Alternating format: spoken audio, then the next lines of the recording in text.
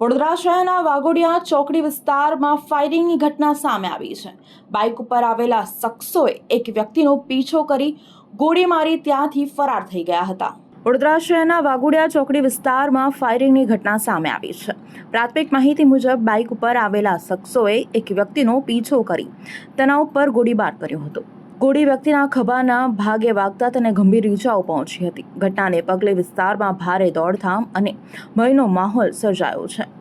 ઈજાગ્રસ્તોને તાત્કાલિક સારવાર માટે એસએસજી હોસ્પિટલમાં અને ત્યારબાદ વધુ સારવાર માટે ખાનગી હોસ્પિટલમાં ખસેડાયો હતો। ઘટનાની જાણ થતાં જ વડોદરા શહેર અને ગ્રામ્યની ટીમો તાત્કાલિક સ્થળ ઉપર પહોંચી હતી। એસએલએફની ટીમ પણ ઘટના સ્થળે પહોંચી પુરાવા એકત્રિત કરવાની કાર્યવાહી કરી છે। પ્રાથમિક માહિતી મુજબ હુમલાખોરો ફાયરિંગની ઘટનાને અંજામ આપી સ્થળ ઉપરથી ફરાર થઈ ગયા હતા।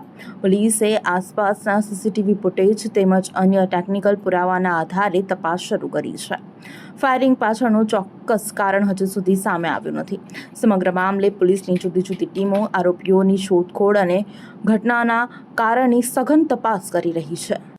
એક ભાઈ વ્યક્તિ પોતાની ફોર વ્હીલ કારમાં જતા હતા, એમને ઓવરટેક કરી બાઇક ઉપર બે જણ આવી એમને ફાયરિંગ કરેલું છે। એમને જમણા ખભા ઉપર ગોળી વાગી છે। હાલ એસએસજી માં સારવાર હેઠળ છે અને વડોદરા ગ્રામ્ય પોલીસ અધિક્ષક સાહેબના માર્ગદર્શન નીચે એલસીબી, એસઓજી, અમારું ડિવિઝન, ડીવાયએસપી ઓફિસ અને સમગ્ર જિલ્લા વડોદરા જિલ્લાની પોલીસની ટીમ, તમામ થાણા અધિકારીઓ આ તપાસમાં લાગેલા છે। સાથે સાથે શહેર પોલીસ પણ મદદમાં છે સાથે જ। કેટલા રાઉન્ડ ફાયરિંગ કર્યા હતા એ એક્ઝેક્ટ હજી ખ્યાલ નથી। જે ભાઈને વાગ્યું છે એ સારવાર હેઠળ છે। એ જ્યારે થોડા વ્યવસ્થિત થશે અને સ્ટેટમેન્ટ આપશે ત્યારે ખ્યાલ આવશે। હાલ તપાસ ચાલુ છે, સીસીટીવી કેમેરા જોવાની પ્રક્રિયા ચાલુ છે।